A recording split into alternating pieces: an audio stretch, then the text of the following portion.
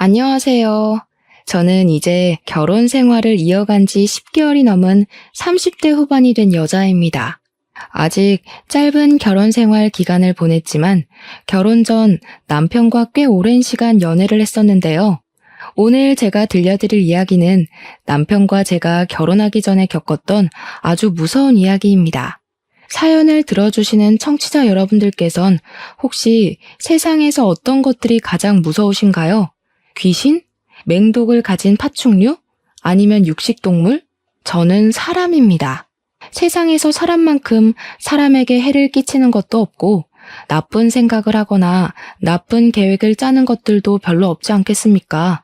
둥글게 둥글게 지구촌은 한 가족이라며 어릴 때 배웠던 동요들이 무색할 만큼 다 큰 성인이 된 사람들은 왜 이리 독한 마음을 품고 사는 건지 모르겠습니다. 어린 시절을 떠올리면 우리 모두 순수하고 착했던 사람들이었을 텐데요. 아무튼 제가 들려드릴 이야기는 다소 충격적일 수 있으니 마음을 굳게 가져주시기 바랍니다. 저와 남편이 대학을 다닐 때 소개팅 자리에서 인연이 닿아 10년을 넘는 시간 동안 연애를 하고 결혼에 골인을 하게 되었습니다. 남편과 제가 다른 문제가 있어서 결혼을 늦게 한 건 아니고 서로 자리를 잡고 결혼을 하려고 하니 사건들이 빵빵 터지는 바람에 늦춰지고 늦춰지다 10달 전에 하게 되었네요. 남편에게는 여동생이 둘이나 있었는데 다들 연년생이기도 했고 사이는 좋지도 나쁘지도 않은 대면대면한 관계였다고 했습니다. 그 여동생들이 얼마나 기가 막힌 인간들인지 지금부터 이야기를 시작하겠습니다. 제 남편은 어린 시절부터 아주 부유한 가정에서 자랐다고 했습니다. 우리가 생각하는 일반적인 부유한 가정 말이죠. 집에 그랜드 피아노도 있고 2층 집에 살고 마당도 있어서 반려견과 뛰어놀기 딱 좋은 그런 환경 말입니다. 우리 남편에게는 부족함 없이 모든 걸 채워주신 시부모님이셨는데 남편의 어머니, 그러니까 친모가 일찍 세상을 떠나게 되었다고 했습니다. 우리 남편이 아직 어릴 때 암이라는 몹쓸 병에 걸리는 바람에 투병 생활을 꽤 힘들게 하시다가 돌아가셨는데요. 시부는 일을 하느라 바빠서 친모를 잘 챙기지 못했다고 하더라고요. 소 잃고 외양간을 고친다고 친모가 죽고 나서야 시부는 뼈저린 후회와 반성을 하게 되었고 2번의 실수는 하지 않겠다고 다짐을 했다고 합니다. 아들만큼은 제대로 챙기겠다며 각오를 다지고 아들에게 엄마의 손길이 필요하다는 것을 깨닫고는 정말 우리 남편을 위해서 재혼을 하셨다고 합니다. 연년생 여자아이들 둘을 홀로 열심히 키우고 계셨던 시모는 시부의 눈에는 정말 성품도 바르고 인내심도 많고 생각이 깊은 그런 사람이었다고 했습니다. 시부는 돈이 넘치게 있었으니 시모가 데려온 2 딸들이나 남편이나 차별하지 않고 모든 걸 고르게 베풀면서 키웠다고 하셨습니다. 장난감을 사도 셋이 똑같이, 문제집을 사도 셋이 똑같이, 학원을 다녀도 셋이 똑같이, 전자기기나 옷을 살 때도 똑같이 하셨다고 했습니다. 다르게 했다가는 친자식과 양자식을 차별한다고 예민한 아이들끼리 싸움이 날지도 모른다고 생각하셨다고 했어요. 그런 시부의 노력이 통한 건지 재혼한 여자, 그러니까 시모도 정말 우리 남편을 친자식처럼 생각하고 키우셨다고 했습니다. 혼내는 것을 눈치 보지 않고 정말 자식이 바르게 자랄 수 있도록 하나하나 세심하게 살피면서 말입니다. 극악무도하다는 사춘기를 옆에서 꿋꿋하게 견뎌내셨고 다른 건 몰라도 어른들을 공경하고 예의범절을 지키는 사람으로 키우기 위해 노력하셨다고 했습니다. 우리 남편이 사춘기를 심하게 겪은 편이었다고 하는데 어린 마음에 반항심으로 뻗대기도 하고 집안의 물건을 박살내면서 정신 나간 놈처럼 굴기도 했었대요. 그럴 때마다 시모는 남편에게 그래서 마음의 응어리가 풀린다면 얼마든지 하라고, 하지만 우리가 진짜 가족인 것은 잊지 말라면서 사랑으로 감싸주셨다고 합니다. 우리 남편이 이런 집구석에서 하루도 더 살고 싶지 않다면서 가출을 했는데 시모가 울면서 맨발로 우리 남편을 뒤쫓아오셨다고 해요. 등짝을 마구마구 때리면서 이놈 자식아 엄마를 두고 어디 가냐고 눈물을 뚝뚝 흘리는데 우리 남편이 고개를 숙여 내려보니 발이 엉망이셨대요. 유리 조각에 찍힌 건지 돌부리에 찧은 건지 새끼발가락이 찢어져서 피가 뚝뚝 흐르는데도 아픈 줄도 모르고 남편에게 집으로 가자고 하셨대요. 그때 우리 남편이 처음으로 엄마의 사랑이라는 게 이런 건가 싶은 생각이 들면서 마음을 열고 새 가족을 받아들였다고 했습니다. 늘 자기 눈치를 보면서 혼내도 조심스럽게 대하던 새엄마였는데 등짝을 가차없이 때리는 걸 보고 안심이 되었다고 하니 남편이 정신 나간 놈인 건 맞죠 뭐. 그 뒤로 남편은 시모를 극진하게 챙기면서 둘도 없는 단짝 같은 사이가 되었고 고민도 나누고 행복도 나누는 사이가 되었다고 했습니다. 남편에게는 시모가 데려온 연년생 딸이 둘이 있다고 하지 않았겠습니까? 오늘 이야기의 주인공이자 대단한 우리 신우들 말입니다. 신우들은 갑자기 생긴 아버지도 혼란스러웠지만 오빠가 엄마랑 잘 지내는 걸 보고 질투를 엄청나게 했었다고 합니다. 아무래도 남편이 먼저 고등학생이 되었으니까 시모가 남편을 더 챙기고 그랬나 봅니다. 학원을 더 많이 다니고 그랬으니까요. 그럴 때마다 신우들은 누가 친자식인지 모르겠다면서 은근히 시모한테 불만을 말하기도 하고 남편에게 눈치를 주기도 했었대요. 남편이 여동생들이랑도 잘 지내보려고 먼저 다가가서 맛있는 걸 먹으러 가자고 하기도 하고 선물을 사주기도 해도 냉랭하게 굴었대요. 이런 거 필요 없는데? 누가 요즘 이런 걸 쓴다고? 센스 없다 하는 말을 면전에 뱉으면서 줘도 안 가질 거라고 돌려주고 그랬다고 하네요. 그렇게 대면대면한 사이로 청소년기를 보내게 되었는데 남편이 원래 공부를 잘하는 편이 아니었다고 하더라고요. 여동생 2명은 서로 공부를 도와주며 학업에 열정적인 학생이었고요. 성적도 상당히 우수한 편에 속했다고 하더라고요. 그걸 본 남편이 괜한 경쟁 심리가 붙어서 오기를 부리면서 공부를 시작했고 과외도 받고 학원도 다니면서 성적을 쑥쑥 올리기 시작했습니다. 제일 먼저 수능을 보게 된 남편이 수능에서 대박이 났고 서울에 있는 명문대 의대에 떡하니 합격을 하게 된 것입니다. 여동생들도 질 수 없다면서 엄청 예민하게 공부를 하기 시작했는데 막상 고등학교 3학년이 되어서는 둘 다 실수를 하게 되고 성적이 눈에 띄게 오르진 못했대요. 남편처럼 수능이 대박이 난 것도 아니라서 의대를 갈 성적까지는 미치지 못했고 첫째 신우는 약대를 가게 되었고 둘째 신우는 수의대에 진학을 하게 되었습니다. 그러니 시부도 시모도 의대에 진학을 하게 된 우리 남편에게 칭찬을 아끼지 않았고 신우들은 그게 못 견디게 싫었다고 하더라고요. 일부러 남편 들으라고 비수가 될 만한 말들을 대놓고 하기 시작하면서 남편을 못살게 굴었답니다. 오빠는 의대를 가도 여자친구 사귀기는 조금 어렵겠다. 의사면 뭐해? 몸이 왜소하고 멋진 구석이 하나도 없는데. 맞아. 오빠 코 성형수술 같은 거 할 생각은 없어? 남자는 자고로 코가 잘생겨야 돼. 실패해서 돼지코 되면 웃기긴 하겠다. 남편은 치사하게 외모로 공격을 하는 여동생들의 코를 완전히 눌러주고 싶은 생각이 들어서 의대를 다니며 그 바쁜 와중에도 운동을 시작하게 되었습니다. 당연히 시간을 많이 할애할 수 없었기 때문에 근육이 단단하게 잡힌 몸까지는 만들지 못했지만 장근육이 도드라지는 예쁜 몸매를 가지게 되었습니다. 그러니 옷을 입어서 은근히 태가 살아나도 또 의대를 다니고 있으니 짱짱한 인재 아니겠습니까? 주위에서 소개팅을 시켜주겠다는 제안이 엄청 들어왔대요.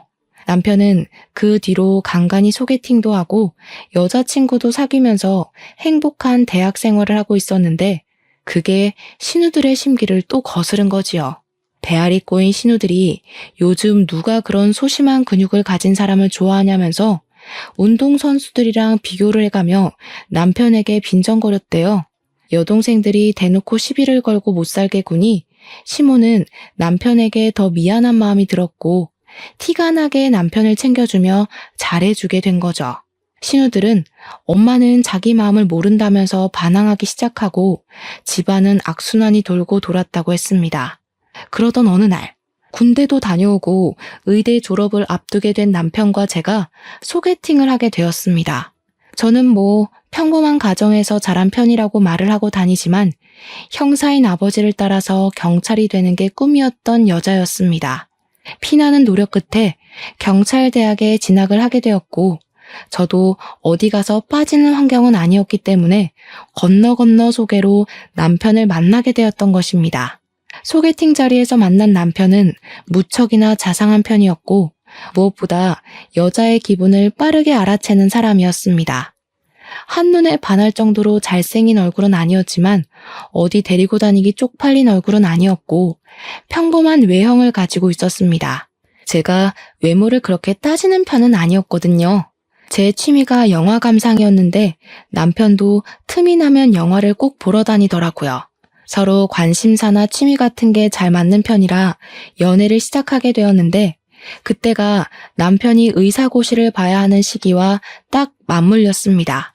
의사고시 합격을 해야 면허가 나왔기 때문에 남편은 공부에 집중을 했어요. 흉부외과에 가고 싶다는 목표가 뚜렷한 사람이었거든요.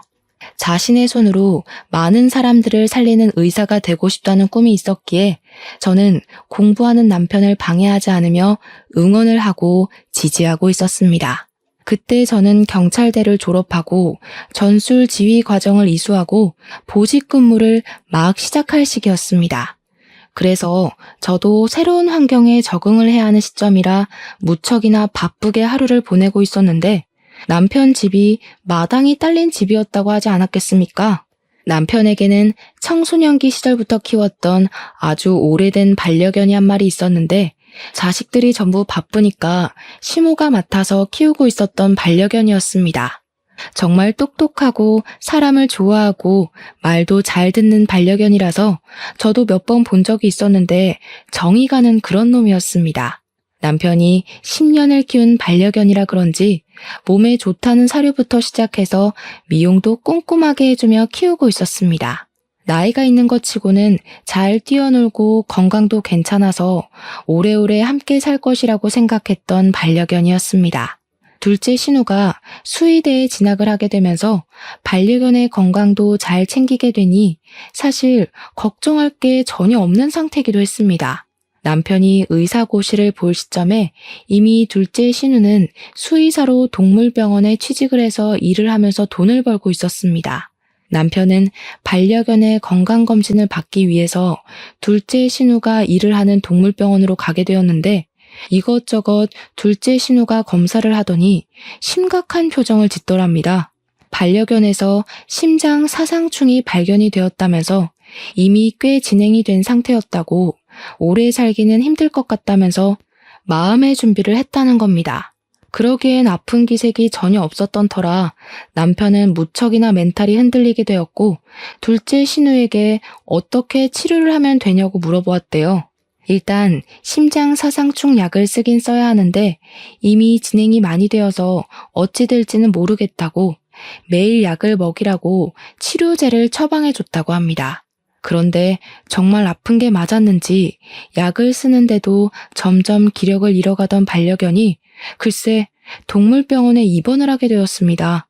저랑 남편이 번갈아 가며 병원에 찾아도 가고 좋다는 수액도 일부러 맞추고 그랬는데도 증상이 심해지고 제대로 숨도 쉬지 못하더라고요. 서서히 눈을 감더니 결국 남편 의사고시 전전날에 반려견이 무지개 다리를 건너게 되었습니다. 시험에 집중을 하지 못한 남편은 결국 시험을 망치게 되었고 의사고시를 재수하게 되어버렸습니다. 늘 성적이 괜찮고 실습도 잘해서 탁과에서도 탐을 내던 인재였는데 의사고시를 재수하게 되니 주변 사람들이 이상하게 생각했습니다. 남편은 반려견이 무지개 다리를 건넜다는 충격과 더불어 시험까지 떨어지게 되면서 완전히 폐인처럼 지내기 시작했고 자괴감에 빠지게 되었습니다. 저는 그런 남편이 다시 한번 일어설 수 있도록 꾸준히 멘탈 케어를 해줬고 용기를 줬습니다. 남편은 다시 공부를 시작하게 되었죠.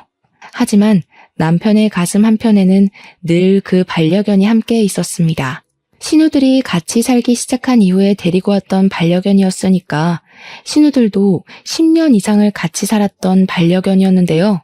거기다가 둘째 신우는 수의사로 일을 하고 있었으니까 반려견이 얼마나 소중한 존재인지 충분히 인지를 하고 사는 사람이었거든요. 그런데도 불구하고 개 장례를 치러주는데 코빼기도 비치지 않더라고요. 몇 번 본 저도 참석을 했는데 말입니다.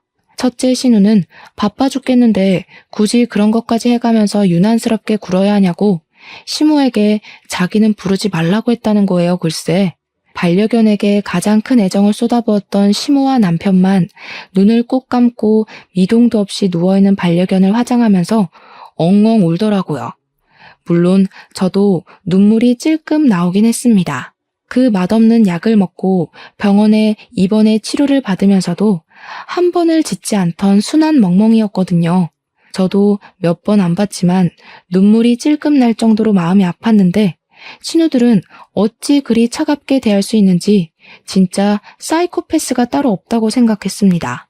저희는 화장을 해서 뼈가루가 된 반려견의 유해를 집 마당에 잘 묻어주고 반려견이 평소에 좋아하던 개껌도 놓아주었습니다. 남편과 연애를 한 지도 시간이 꽤 흘렀고 남편은 그 다음 해에 치러진 의사고시에서 우수한 성적을 내면서 당당하게 의사 면허를 취득하게 되었습니다. 본격적으로 흉부외과를 선택한 남편은 일이 바빠 잠을 잘 시간이 부족할 정도로 공부를 하며 의료기술을 익혀나가기 시작했습니다. 저도 경찰서에 발령을 받아 근무를 하게 되면서 각종 범죄 신고에 출동을 하느라 하루가 어떻게 흘러가는지도 모르게 지냈습니다. 남편과 다 죽어가는 몰골로 다크서클을 턱 밑까지 끌어내리고 데이트를 하는 도중에도 서로의 직장에서 연락이 오면 뛰쳐나가야 했습니다. 영화 한 편을 제대로 볼 수 없을 정도로 바빴으니까 상상이나 되십니까? 그러던 도중에 집안이 조용하다고 우울해하는 시모를 위해서 남편은 새 강아지를 입양하기로 결심을 했습니다. 시모와 함께 유기견 센터에 가서 시모가 제일 눈이 가는 강아지를 입양해 왔다고 했습니다. 저는 남편을 칭찬해 주었죠. 유기견이라 그런지 사람에게 받은 상처가 있었던 강아지는 낯가림이 아주 심해서 으르렁거림이 많았는데 특히 신우들에게 유독 으르렁거렸다고 했습니다. 솔직히 제가 제3자의 눈으로 봐도 싹수가 없어서 정이 가지 않던 신우들인데 낯가림 심한 강아지는 더할 수도 있겠다 싶었습니다. 저는 은근히 강아지가 신우들을 좀 괴롭히고 물기도 했으면 좋겠다고 생각할 정도였으니까요. 남편은 반려견을 정말 좋아해서 틈이 나면 같이 산책도 나가고 정을 붙이게 하려고 놀아주기도 하고 하면서 지냈는데 정말로 사건이 일어나게 된 것입니다. 수의사임에도 불구하고 집에서 키우던 반려견에게 매몰차게 굴고 정을 주지 않았던 둘째 신우를 반려견이 확 물어버린 겁니다. 다리를 반려견이 아주 심하게 물어뜯는 바람에 살이 찢어져 나가면서 응급실에 실려가게 되었습니다. 둘째 신우는 아파 죽겠다면서 난리를 쳤고 급하게 응급실에서 다리를 봉합하는 수술을 받게 되었습니다. 부분 마취가 필요해서 주사를 맞는데 마취약이 들어가고 있는 와중에도 둘째 신우는 그 개를 당장 갖다 버리라면서 난리를 치더라고요. 아니, 수의사씩이나 되어서는 반려견의 행동도 확인하지 않고 보살피지도 않는 주제에 파양을 하라는 말이 나오는지 남편은 어이없어 했습니다. 시모는 둘째 신우의 난리통에 입양을 한 개를 어떻게 파양을 시키겠냐고 차라리 분가를 하라는 소리를 했다고 하더라고요. 너희 나이도 생각해보면 30을 넘겼는데 언제까지 집에서 엄마가 해주는 밥 먹으면서 살 거니? 직장도 다니겠다. 독립을 하는 게 좋겠어. 너희가 일하느라 바쁘다고 엄마한테 신경도 안 쓸 때 유일하게 엄마를 반겨주는 반려견이야. 그러니 신우들이 전부 반발을 하면서 지금 개 한 마리 때문에 딸들을 버리는 거냐고 엄마는 오빠만 좋아한다면서 의견을 굽히지 않았대요. 시모는 남편은 어차피 결혼을 시키면 그만이라고 오래 연애를 한 여자친구도 있는데 금방 독립해서 나가지 않겠냐고 했대요. 신우들은 만나는 남자도 없는데 언제까지 본가에 틀어박힐 거냐고 독립해서 살아봐야 부모의 소중함도 알게 되는 것 아니겠냐고요. 시부는 시모의 말이라면 껌뻑 죽는 분이셨기 때문에 시모의 강경한 태도에 숟가락을 얹으셨고요. 결국 신우들은 타이로 독립을 하게 되었고 신우들은 끝까지 시모에게 너무하다는 말을 하면서 푸른 빌라를 얻었다고 하더라고요. 집을 나가고 하니까 그제야 시모의 마음도 조금 불편하고 미안했는지 가끔 반려견 진료를 보러 둘째 신우네 동물병원을 찾아갔다고 하더라고요. 그런데 둘째 신우가 자기 다리에 흉지게 만든 원흉이 찾아왔다면서 그렇게 성의 없이 진료를 받다고 하더군요. 그래도 시모는 딸이 봐주는 게 안심이 되니까 꾸준히 둘째 신우의 동물병원에 찾아가서 검진을 받았습니다. 그러던 어느 날 둘째 신우가 입양한 유기견에게서도 심장 사상충이 발견되었다면서 첫 반려견에게 주었던 약을 그대로 처방을 해줬대요. 시모는 너무나도 불안했다는 겁니다. 이대로 또 무지개 다리를 건너게 되면 어떡하나 싶었던 거죠. 정도 다 들여놨는데 시모는 혹시 본인이 먹이는 사료가 잘못됐나, 간식이 잘못된 건가 하면서 자책도 하셨습니다. 제발 지금 강아지만큼은 무지개 다리 건너지 않게 치료를 잘 좀 해달라고 신신당부를 하면서 개를 입원시키고 나왔는데 간호사들이 수근거리는 소리를 들은 겁니다. 근데 주 원장님 말이야, 그게 자기네 집 개 아니야? 심장 사상충 아니던데? 예전에도 한번 그랬던 적 있었잖아. 맞아. 몇 개월 전에 왔던 그 커다란 레트리버 말이지? 누가 들을라, 조용히 말해. 멀쩡한 개한테 저 약 먹이면 죽을 텐데. 예전에 그 레트리버도 멀쩡하다가 며칠 약 먹고 시름시름 앓았잖아. 본인 집 개니까 사정이 있게 하겠지만 무서운 사람이야. 그 수군거림을 같이 갔던 남편이랑 시모가 듣고 그 자리에서 완전히 얼어붙고 말았던 거죠. 남편이 약봉지를 들고 그 간호사에게 걸어가서는 혹시 알약이 이거 맞냐고 체근하듯이 물어보니까 간호사가 사색이 되더래요. 주원장에게 들키면 잘릴 게 뻔하다면서 죄송하다고 황급히 탕비실에 들어가서 더 이상 캐묻지도 못했다는 겁니다. 남편은 주위 친구들을 수소문해서 수의사인 친구와 연락이 되어 그 알약을 보여주면서 이 약이 어떤 거냐고, 반려견이 먹어도 되는 약이냐고 물어봤대요. 그러니까 그 친구가 하는 말이 이 약을 어디서 구한 거냐고, 멀쩡하든 아프든 이 약을 먹으면 죽는 약이라고, 개들한테는 안락사 할 때 쓰는 약이나 다름없다고 했다는 겁니다. 남편은 그 이야기를 듣고 정말 온몸에 소름이 끼치고 열이 받아서 바로 시모한테 이 사실을 알렸대요. 어떻게 수의사가 되어서 일부러 개를 죽이려고 그런 짓을 할 수 있는 건지. 두 번째 반려견이야 다리를 물어서 그랬다고 100번 1000번 이해하려고 애를 썼대요. 근데 첫 번째 레트리버는 도무지 그럴 일도 없었는데 왜 그런 짓을 한 건지 아무리 생각해도 모르겠더랍니다. 나중에 알게 된 사실인데 그때 남편이 의사고시를 준비하고 있었던 시기였잖아요. 남편의 멘탈을 흔들기 위해서 일부러 그런 짓을 했던 것이었습니다. 한마디로 남편이 의사고시에 실패를 하길 바라면서 꾸민 짓이었다는 거예요, 글쎄. 이번에는 다리를 물기도 했고 자기가 독립을 하게 된 이유가 입양한 유기견 때문이라고 생각을 해서 개만 없으면 본가에 들어올 수 있을 거라 생각하고 저지른 일이었습니다. 정말 누가 봐도 사이코패스 아닌가요? 이 모든 사실이 밝혀지게 되면서 집안은 당연히 난리가 났고 시모가 자기 딸임에도 불구하고 소름이 끼친다면서 앞으로 얼굴도 보지 말자고 선언을 한 겁니다. 신우들은 어떻게 자기 배로 품어 낳은 딸을 이렇게 내칠 수가 있냐고 울고불고 시모한테 매달렸지만 시모는 아주 강경했습니다.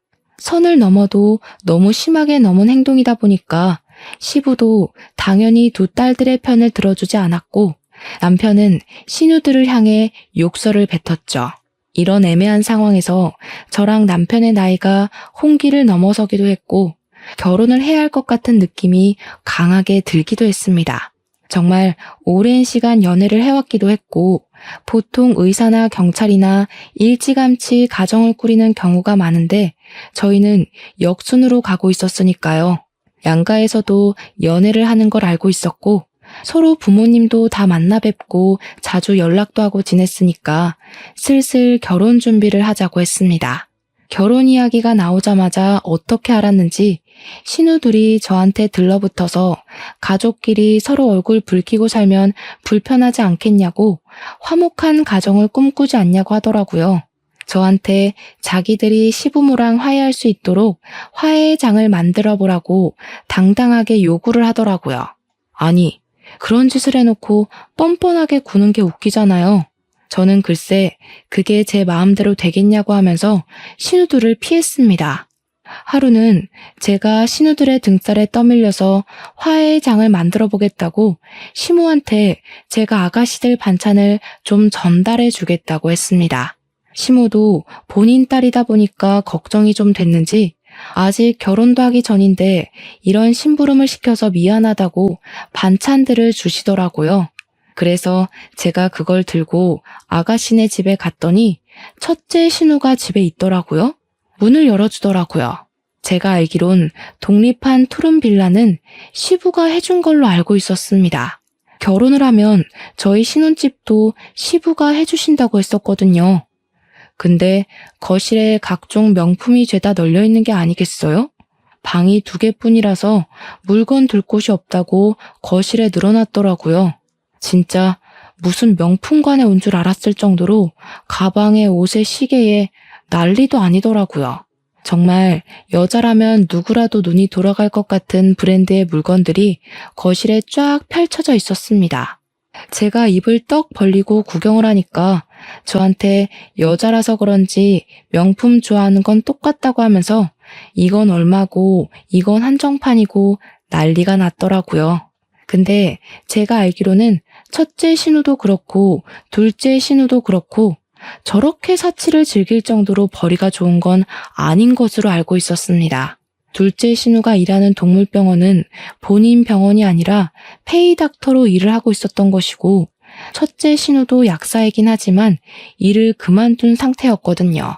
집을 유지하는 것도 한두 푼 드는 게 아닐 텐데 이래저래 돈 쓰는 걸 생각하면 시부가 돈을 지원해주고 있구나 하는 생각이 절로 들더라고요. 절대로 저 명품들을 제값 주고 사서 쓸 수 있을 만큼의 돈을 벌진 못했습니다. 반찬 잘 전달해주고 시댁으로 돌아와서 시모에게 이야기를 하다가 집에 명품이 너무 많아서 놀랬다고 하니 시모가 기겁을 하더라고요. 아직도 그 명품 모으느라 빚지면서 산다니?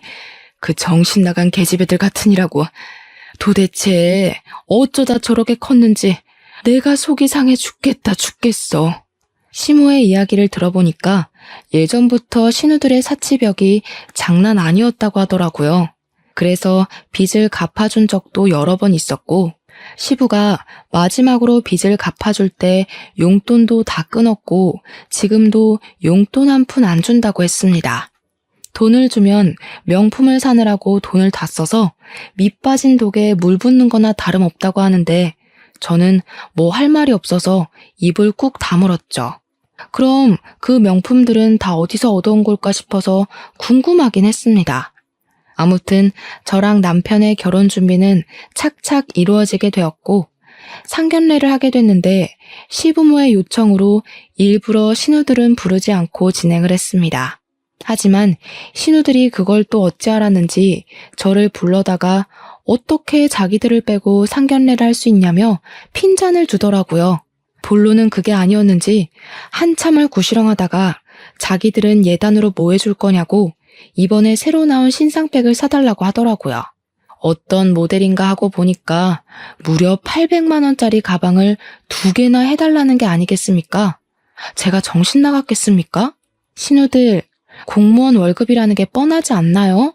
제가 무슨 돈이 있어서 이런 비싼 가방을 2개나 사서 선물을 해드려요. 우리 오빠 의사잖아, 의사. 의사 남편 데려가면서 그 정도는 당연히 해야 하는 거 아니야? 우리가 뭐 집을 사오래, 차를 사달래? 그 정도도 못해? 신혼집도 우리 아빠가 얻어준다고 하던데 당연히 성의는 보여야지. 그 집도 시아버지께서 해주시는 거지 신우들이 해주는 건 아니잖아요. 제 월급으론 턱도 없어요. 못 해드려요. 그러니까 저한테 경우가 없네, 우리 집을 무시하는 처사네, 결혼 반대하겠다고 호들갑을 떨더라고요. 제가 기가 막혀서 시모한테 일렀더니 시모가 몸을 부들부들 떨면서 미안하다고, 자기 딸들이지만 왜 저러는지 모르겠다고 하더라고요. 저한테 신세한탄을 하는데 원래 비뚤어진 아이들은 아니었다고 하시더라고요. 사별을 한 이후에 혼자 딸 둘을 키우면서 무시도 당하고 멸시도 당해서 방어적인 성격을 가지게 된 것 같다고요. 부자 새아빠를 만나서 부족함 없이 살고 있지만 지 오빠가 뭐든 자기들보다 잘하니까 자격지심이 생긴 것 같다면서 눈물을 훔치셨습니다. 외적으로 치장하고 돈을 쓰는 것으로 위안을 삼는 것 같다며 정신병원이라도 보내야 할 것 같다는 말에 저러다가도 정신 차리는 날이 올 거라고 위로를 했습니다. 정신을 차리기는 개뿔. 신우들은 평생이 가도 정신을 차리지 못할 게 분명합니다. 어느 날 시댁으로 소송장이 하나 날아왔다고 하더라고요. 시모가 아무 생각 없이 열어봤는데 글쎄 그대로 목덜미를 잡고 넘어가고 말았습니다. 첫째 신우가 만나던 남자가 있었는데 그 인간이 유부남이었던 것입니다. 본가로 상간자 소송장이 날아왔고 집안이 발칵 뒤집어진 겁니다. 시부는 이제 더는 못 봐준다고 노발대발 난리가 났고 시모는 개거품을 물고서 쓰러지고요. 저랑 남편은 집안이 바람잘 날 없는 와중에 결혼 날짜가 다가오고 있어서 긴장을 멈출 수가 없었습니다. 거기서 끝이라도 났으면 모르겠는데 이 정신 나간 첫째 신우가 죽어도 그 남자랑 못 헤어지겠다면서 둘이 야반도주를 한 게 아니겠습니까? 도대체 이게 무슨 일인지. 제 직업이 경찰이다 보니까 시부모님은 저한테 신우의 행방을 찾아달라고 하는데 원래 성인은 실종 신고가 잘 안 되거든요. 특히 신우처럼 자의로 집을 나간 사람을 찾아봐야 뭐 어쩌겠습니까. 시간이 흐르고 흘러서 저와 남편의 결혼식을 일주일 앞둔 날, 그날이 첫째 신우가 가출을 한 지 4개월이 되던 날이었습니다. 첫째 신우가 돈이 다 떨어진 건지 시모한테 공중전화로 연락을 하게 된 것입니다. 돈이 필요하니까 잠깐만 만나달라고 애걸복걸했대요. 시모는 4개월 만에 처음으로 딸에게 연락이 왔으니 얼마나 보고 싶었을까요? 버선발로 신우를 본다고 뛰어나가다가 교통사고를 당하게 되었습니다.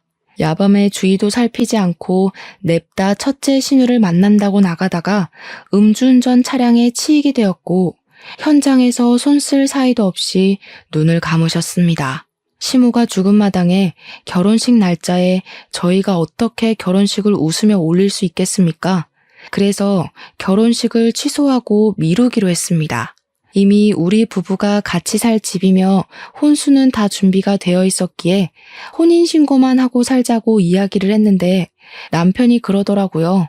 일단 지금 상황에 혼인신고를 하는 게 답이 아닌 것 같으니 조금 미룰 수 있겠냐고요. 저희가 결혼식을 올리고 1년을 같이 살아본 이후에 혼인신고를 하기로 약속을 하기도 했고 손해볼 건 아닌 것 같아서 알겠다고 했습니다. 결국 시모의 허망한 죽음을 계기로 첫째 신우는 집으로 돌아오게 되었고 언니가 돌아왔다는 소식에 둘째 신우도 독립한 집을 처분하고 본가로 들어왔습니다. 본가에서는 시부와 신우 둘, 저와 남편은 아파트로 분가를 하게 되었습니다. 첫째 신우를 오랜만에 보게 되었는데 저에게 눈을 뾰족하게 뜨고서는 어떻게 엄마가 죽었는데 둘이 혼인신고를 하고 살 수 있냐고 하더라고요. 뭔 상관인가 싶긴 했지만 1년 뒤에 혼인신고하기로 했다. 시모 죽음은 우리도 안타깝게 생각하고 있다고 명복을 빌고 있다고 했습니다. 그렇게 조용해지나 싶었는데 엎친 데 덮친 격으로 시부가 건강검진을 갔다가 암을 발견하게 되었다는 연락을 받게 되었습니다. 혹인 줄 알았는데 모양이 이상해서 조직 검사를 해보니 암이라는 결과가 나왔다는 것입니다. 물론 위치가 나쁘지 않아서 항암 치료를 하면 호전될 가능성이 농후하지만 전이가 되기 시작하면 답이 없다고 하더라고요. 전이라는 게 멈추라고 해서 멈추는 것도 아니고 무엇보다 의사인 남편이 잘 알고 있는 분야이기도 하니까요. 남편은 시무도 잃고 얼마 지나지 않아 시부까지 암 판정을 받으니 우울증까지 찾아오게 되어서 힘들어 죽으려고 했습니다. 당연히 우리 남편은 일이 손에 잡히지 않아 실수를 하는 일이 잦아졌고 동료들에게서도 평판이 점점 떨어지기 시작했습니다. 남편은 저에게 일을 쉬고 싶다고 말을 했고 저는 그런 남편의 정신 건강이 회복되는 것이 우선이 되어야 한다고 생각해서 쉬라고 이야기를 했습니다. 시부가 어떻게 될지 모르는 마당에 일을 하는 것보단 시부를 잘 보살피는 것이 자식된 도리로서 해야 할 일이라고 생각을 했습니다. 그래서 저희는 더 자주 시댁에 방문을 하게 되었는데 그때마다 신우들은 시부 눈치를 보고 있고 시부는 한숨만 푹푹 쉬고 있었습니다. 신우들 때문에 스트레스 받아서 병세가 더 깊어지는 것 같다고 하는데 무슨 일인지는 말을 하지 않으시더라고요. 저랑 남편은 대충 또 사고를 쳤나 보다 하고 말았는데요. 제가 출근을 하고 범인의 행적을 쫓던 어느 날 급하게 연락을 받게 되었습니다. 남편이 갑자기 본가에서 쓰러졌다는 연락이었습니다. 저는 놀래서 형사님들에게 양해를 구하고 병원으로 달려가게 되었습니다. 신우들이 저를 보자마자 호들갑을 떨면서 제 남편이 약을 먹었다고 하는 게 아니겠습니까? 약을 먹다니. 그게 무슨 소리인지 몰라서 손이 벌벌 떨렸습니다. 오빠가 계속 괴롭다, 우울하다 하더니 갑자기 방에 들어가서 약을 먹어버렸어요. 위세척도 하자고 해서 다 하고 처치가 끝났다고 하는데 오빠가 눈을 못 뜨고 있어요. 어떡해 언니. 의사 선생님을 만났는데 선생님도 이상하게 약 기운이 다 빠져나간 것 같은데도 의식이 돌아오지 않는다고 간혹가다 이런 환자도 있긴 하니까 지켜보라고 하더라고요. 이대로 눈을 못 뜨고 혼수 상태가 되는 사람들도 있다고 하는데 식은땀이 다 나더라고요. 저는 그때부터 계속 남편 간호를 시작했는데 제가 하는 일이라는 게 하루 종일 병실을 지킬 수 있는 여유가 나지 않는 일이잖아요. 간병인을 두려는데 신우들이 자기들이 지은 죄가 많으니 남편 병간호를 하고 싶다고 하더라고요.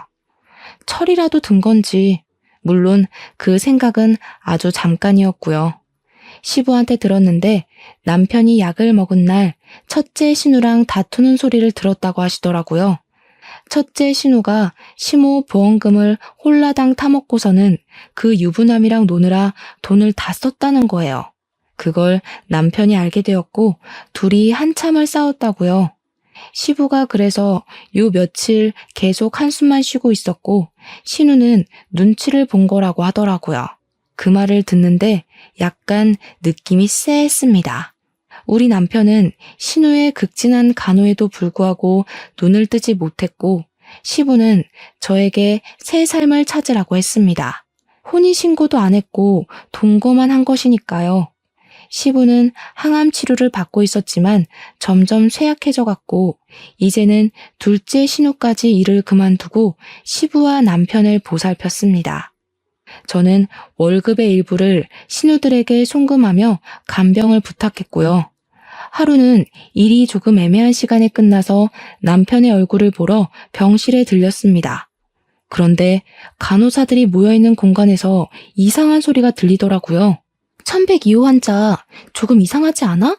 약도 잘 안 들어가고 깨어나지 못할 이유가 없는데 피검사는 왜 안 하지? 거기 보호자가 피검사 죽어도 안 한다고 하잖아. 1102호 환자는 바로 우리 남편이었거든요. 저는 살금살금 병실 앞에 섰는데 신우들의 말소리가 들렸습니다. 언니랑 오빠랑 혼인신고 안 한 거 맞지? 등본 떼봤다니까. 아빠도 곧 죽을 것 같은데. 그럼 재산 다 우리 거 되는 거지? 저는 그 말을 듣자마자 너무 놀라서 재빨리 휴대폰을 꺼내고 녹음 앱을 눌렀습니다. 그리고 살짝 열려있는 문틈으로 휴대폰을 들이밀고 녹음을 뜨기 시작했어요. 오빠만 빨리 죽으면 된다니까. 아씨, 나 동물병원에서 이제 마취제도 더 못 가지고 나와. 우리 원장이 알아서 나 잘렸잖아. 새 병원 취직하라니까. 소문나서 취직도 못하게 생겼어. 내가 차려야 될 것 같은데. 돈이 어디 있어서 동물병원을 차려. 언니 약 사면서 약 하나 못 구해? 나도 약 빼돌리다가 잡혀서 면허 취소된 거 몰라? 오빠 빨리 죽이려면 약이 더 필요한데? 그럼 약을 더 구할 방법이 없나? 내가 친구한테 부탁을 해두긴 했어. 우리 집 개가 너무 힘들어해서 안락사 해야 할 것 같은데 약 좀 구해달라고. 준대? 된대? 아니, 안 된다고 하는데 아빠랑 오빠가 투병 중이라서 병원에서 하고 싶다고 졸랐지 뭐. 한 일주일만 기다려보라던데? 안락사 약이면 위험한 거 아니야? 부검하자 그럼 어떡해. 피검사도 거절하고 있는데 부검이 안 한다고 하면 장땡이지. 혼인신고 안 한 게 신의 한 수다. 어쩌다가 그렇게 빚을 지게 된 건지 진짜. 한 방에 갚을 수 있는 기회가 생겨서 다행이지. 아니었으면 우리 새우잡이 배라도 탔어야 했을걸? 신우 둘이 낄낄거리면서 웃는데 저는 손이 벌벌 떨려서 휴대폰을 놓칠 뻔했습니다. 그 길로 바로 아버지에게 달려가서 녹음 파일을 들려드렸고 우리 아버지는 범죄라면서 바로 형사들을 데리고 병원으로 가겠다고 하셨습니다. 저는 정확한 증거가 더 필요하다 생각하여 다음날 병원으로 가 신우들 몰래 간호사에게 피검사를 부탁했습니다. 피검사 결과 사람 몸에서 검출될 수 없는 약물들이 나왔고 아빠는 바로 체포영장을 들고 병원에 찾아왔습니다. 병원에서는 신우들과 남편을 격리시켰고 남편에게는 해독제가 투여되었습니다. 신우들은 경찰에 체포가 되었고 끝까지 부정을 했지만 범죄의 증거가 명확하였기에 법의 심판을 받게 되었습니다. 약물에 중독되었던 남편은 꼬박 3주간의 치료 끝에 눈을 뜨게 되었고 시부는 남편이 깨어났다는 소식에 기뻐하시며 항암 치료에 매진하겠다고 하셨습니다. 남편은 그 이후로 2개월이 더 지난 뒤 퇴원을 하게 되었습니다. 그 뒤로 저희는 더 미루지 않고 혼인신고를 하게 되었고 시누이들의 재판에 증인으로 서서 모든 것을 거침없이 진술했습니다. 처음 사고가 났을 때도 남편의 자의가 아니라 신우들이 약물에 취하게 만들었던 것이었습니다. 신우 둘은 각각 징역 10년, 7년형을 받았습니다. 지금은 완벽하게 회복을 하여 다시 의사로서 일을 시작한 남편과 제가 시부의 항암 치료를 돌보며 살고 있는 중입니다. 우리 시부도 힘을 낸다고 했으니 좋은 결과가 있길 바라면서 앞으로 더 극악무도한 범죄자들을 확실하게 처리하는 경찰이 되겠습니다. 이 사연을 들어주신 청취자 여러분 곁에 저런 범죄자가 활보하지 않도록 노력하겠습니다. 물론 저희 가정도 소홀하지 않게 돌보겠습니다. 제 이야기 재밌게 들어주셨다면 더할 나위 없이 기쁠 것 같습니다. 감사합니다.